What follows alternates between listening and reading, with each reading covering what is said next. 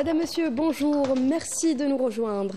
À la une de l'actualité, le président du Conseil de la Nation, Salah Boudjil, déplore le retour des idées coloniales au sein du gouvernement français et appelle à y faire face, soulignant la distinction de l'Algérie entre le colonialisme, ses résidus et le peuple français. Il réaffirme son soutien aux causes justes.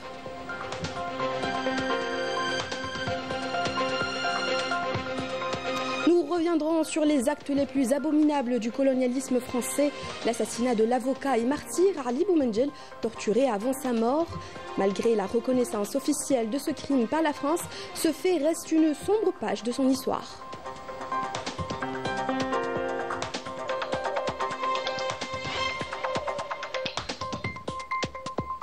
Fort d'une longue expérience et expertise, le groupe Sonalgaz renforce sa coopération énergétique avec plusieurs pays africains. Il est question de dynamiser les compétences pour un avenir durable et prospère en Afrique.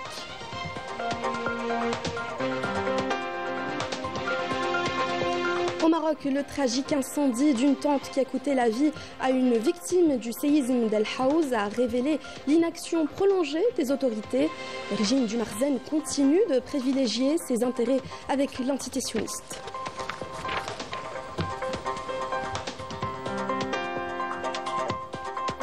Bienvenue à tous. Le président du Conseil de la Nation, Salah Boudjil, a déploré le retour des idées et de la pensée coloniale au sein du gouvernement français et parmi certains de ses ministres et a appelé à y faire face avec fermeté comme un seul homme. On l'écoute.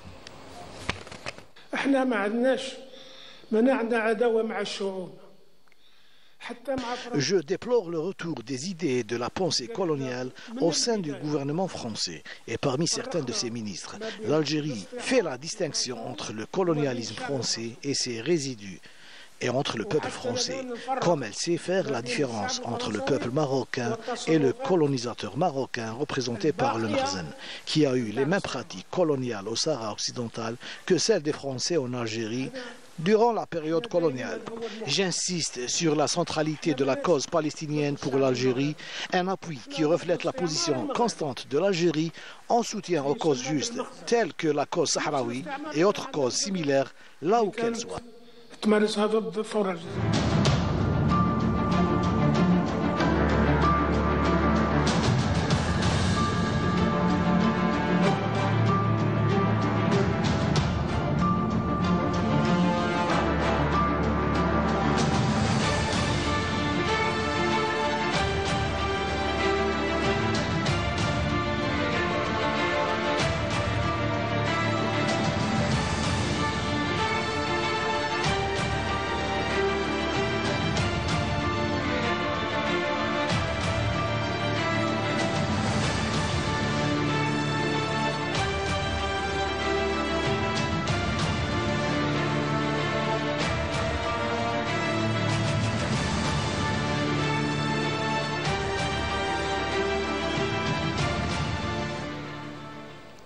Dans la page histoire de ce journal, parmi les crimes les plus abominables du colonialisme français, en Algérie figure l'assassinat de l'avocat et martyr Ali Boumendjel, soumis à des tortures avant sa mort.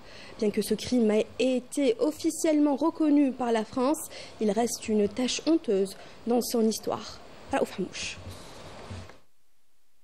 Il aura fallu attendre près de 69 ans pour que l'assassinat de Ali Boumendjel soit enfin reconnu par l'État français. Un crime odieux que l'armée française a longtemps fait croire à un suicide.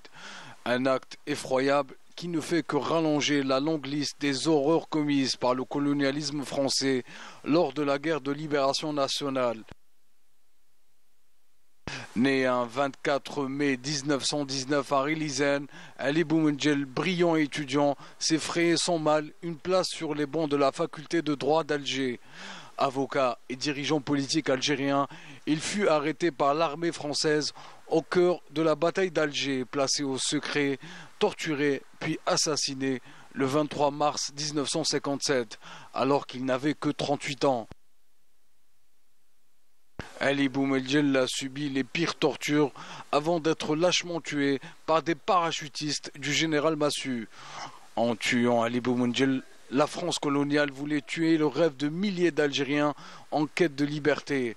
Une stratégie mise en échec par l'armée de libération nationale. Ali Boumendjel a longtemps milité contre l'injustice du système colonial. Il s'est battu jusqu'à son dernier souffle pour l'indépendance de l'Algérie. Aujourd'hui, son combat continue d'inspirer des générations d'Algériens et de rappeler que la quête de vérité est un devoir de mémoire. Et ce soir, vous pourrez suivre sur Canal Algérie le deuxième numéro de l'émission Débat, le déshonneur, avec Sohir Bendimeret et Emir Nebesh, et qui aura comme thématique la torture du peuple algérien par le colonisateur français. Le groupe Sonalgaz s'impose aujourd'hui comme l'un des acteurs majeurs du secteur énergétique en Afrique grâce à son expertise et son leadership dans la production et la distribution d'énergie à travers divers projets de partenariat, notamment au Burkina Faso et au Niger. Sonalgaz contribue ainsi à renforcer la coopération régionale et à développer des infrastructures énergétiques. Nous dit Amel Bouarbar. La coopération énergétique avec des pays africains, voilà un domaine que l'Algérie veut résolument renforcer, misant sur la longue expérience de Sonalgaz. Le groupe qui s'impose aujourd'hui comme l'un des acteurs majeurs du secteur énergétique en Afrique joue un rôle majeur dans cette dynamique en vue d'un partenariat fructueux avec le Niger.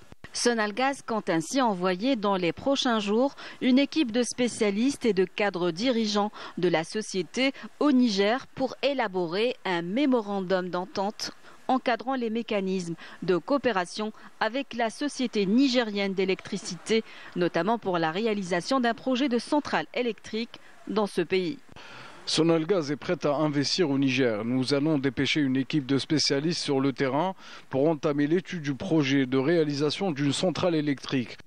Le groupe Sonalgaz exprime par ailleurs sa disponibilité pour accompagner le Burkina Faso dans le cadre de sa dynamique énergétique à travers le transport et la distribution d'énergie, l'ingénierie et la maintenance, ainsi que la formation des cadres dans le domaine de la production de l'électricité. Nous vous remercions pour cet accueil. Nous sommes disposés à travailler ensemble dans le domaine énergétique, notamment dans la gestion et la formation. Autant de projets qui incarnent une approche basée sur le principe gagnant-gagnant, visant à valoriser les compétences et la jeunesse africaine pour un avenir durable et prospère du continent. L'Office des Nations Unies pour la coordination des affaires humanitaires a déclaré que 92% des maisons de la bande de Gaza, soit environ 436 000 maisons, ont été détruites ou endommagées au cours de l'agression sioniste qui a duré plus de 15 mois. Les Gazaouis ont commencé à retourner dans ce qui reste de leurs maisons, dont la plupart sont détruites ou inhabitables. Ils essaient de sauver ce qui reste de leurs biens au milieu des ruines. Le représentant permanent de l'Algérie auprès des Nations Unies, l'ambassadeur Ammar Benjamar, a appelé la communauté internationale à agir de toute urgence pour aider les enfants de Gaza à panser leurs blessures. Dans l'actualité internationale et au Maroc, l'incendie tragique d'une tente abritant une victime du séisme d'El Haouz qui a coûté la vie à son occupant révèle l'inaction prolongée des autorités. Pendant que les citoyens souffrent, le régime du Marzen continue de privilégier ses intérêts avec l'entité sioniste. Les détails avec Majda Jahmoun. Plus d'une année après le séisme dévastateur d'El Haouz qui a frappé le Maroc le 8 septembre 2023, les sinistrés vivent toujours dans des tentes de fortune. En effet, un incendie a ravagé une tente abritant une victime retrouvée calcinée. Ce drame prouve une fois de plus l'abandon total des rescapés privés de leurs droits fondamentaux. C'est une catastrophe. L'incendie nous a pris le peu qu'on avait et personne ne se soucie de nous. Le drame se répète encore. Le Merzen persiste dans son mépris des sinistrés, abandonnant un dossier urgent depuis plus de 15 mois. Malgré les cris de détresse, les autorités font toujours la sourde oreille dans un pays dirigé par un monarque dont la fortune personnelle dépasse les 2 milliards de dollars selon des rapports internationaux, ce qui en fait l'un des souverains les plus riches de l'Afrique. Le séisme a fait beaucoup de morts et les victimes rescapées vivent sous les tentes. J'ai perdu ma mère, ma femme, ma fille et mon fils. Ce ne sont pas des êtres humains ceux-là? N'ont-ils pas d'importance? C'est terrible, il fait extrêmement froid et les gens sont toujours dans les tentes. C'est une souffrance. Que de fausses promesses, nous sommes toujours sans abri. Nous voulons savoir s'il y a réellement une loi dans ce pays. Mais au lieu de répondre à ces doléances, le Merzen s'affaire à renforcer ses liens avec l'entité sioniste, laissant le peuple marocain livré à lui-même, prouvant ainsi qu'il est le dernier de ses soucis. Agriculture à présent, et cette fois avec un fruit de saison connu pour son parfum frais et son goût succulent, l'orange de Méditerranée. On vous emmène à Messerine dans l'Oranie où la cueillette de ce fruit très apprécié par les jeunes et les moins jeunes se fait encore à la main. Reportage Yasmine Amri. À Messerine, une vaste ferme verdoyante s'étend à perte de vue, offrant un paysage harmonieux où les orangers se dressent majestueusement. En cette période hivernale, ces vergers s'animent. Dès l'aube, les ouvriers agricoles s'affairent à cueillir soigneusement des fruits mûrs, éclatants de couleurs et riches en saveurs. Réputés pour leur douceur et l'abondance de leur jus, les variétés locales sont récoltées dans le respect des traditions, tout en répondant aux exigences modernes de qualité. Il y a une superficie d'environ 10 hectares dédiée aux agrumes. Auparavant, je disposais de 5 hectares. Puis j'ai étendu cette superficie à environ 10 hectares. J'emploie actuellement une vingtaine d'ouvriers, chacun ayant une spécialité précise, comme la récolte, la cueillette ou encore le traitement des arbres avec des produits adaptés. Nous commençons la cueillette des oranges du 5 décembre au 5 février. Nous avons une production abondante, grâce à Dieu. La récolte exceptionnelle de cette saison témoigne de l'abondance des vergers oranais. Une fois cueillis, les oranges passent par un tri manuel minutieux afin de sélectionner les meilleurs fruits destinés à la consommation directe ou à l'exportation. Une partie importante de la production est également orientée vers d'autres marchés spécialisés dans la transformation, renforçant ainsi la valorisation et l'utilisation optimale de ces agrumes de qualité. Nous sommes ici pour trier les oranges. Il y a des clémentines et des mandarines. Les clémentines sont cultivées sans fertilisation chimique. Le tri se fait directement dans le verger. Notre produit est bien connu. Il est exporté vers l'ouest, l'est et le sud, ainsi que vers des pays africains tels que la Mauritanie. Dans les années 70, il était déjà exporté vers l'Europe de l'Est. Nous nous efforçons de préserver ce produit. L'État nous soutient en matière de douane et de ligne aérienne. Nous souhaitons élargir la production, créer de la richesse et offrir des opportunités d'emploi.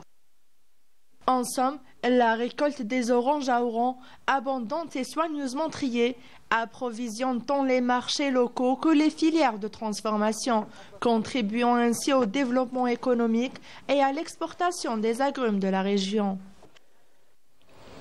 La mise à jour du championnat de la Ligue 1 Mobilis de football, prévue vendredi et samedi, sera marquée par le Big Derby de la capitale entre l'USMA et le MCA. L'USM Alger est 5e avec 20 points, qui reste sur une qualification arrachée avec brio au quart de finale de la Coupe de la Confédération africaine, tentera de préserver sa série d'invincibilité et du coup monter sur le podium. Le MCA 3e avec 21 points, également qualifié au quart de finale de la Ligue des Champions, abordera ce derby avec le même objectif, gagner pour confronter sa place sur le podium. Plus de détails avec Fatah Abada. Gare seront braqués vendredi sur le temple du Saint-Juillet qui abritera le grand derby algérois tant attendu entre l'USM Alger et le Mouloudia. Il s'agira de la 117e confrontation entre les deux clubs frères, toutes compétitions confondues, et la 90e en championnat. Et le hasard a voulu que ça soit l'égalité parfaite entre les deux teams. 26 victoires pour chacune des deux équipes et 37 matchs nuls. Mais pas que. C'est aussi un derby à consonance tunisienne entre Khaled Ben Yahya, le coach du Mouloudia, et Nabil Ma'loul, l'entraîneur de l'USM Alger. Deux coachs qui se connaissent parfaitement. Qui aura le dernier mot? L'USM Alger occupe la 5e position au classement avec 20 points, à égalité avec le CS Constantine, l'ASO et l'USM Khenchla. De son côté, le prestigieux Mouloudia se trouve à la 3e place avec 21 points, à égalité avec l'Entente de Sétif. L'USMA dispose encore de 3 matchs à rattraper, tandis que le Mouloudia devra gérer 2 matchs supplémentaires pour se caler sur le calendrier de la compétition. Ce Big Derby arrive dans des circonstances particulières, vu que les deux équipes sont sur un nuage après leur qualification en quart de finale de la Ligue des Champions pour le MCA et de la Coupe de la CAF pour l'USM Alger.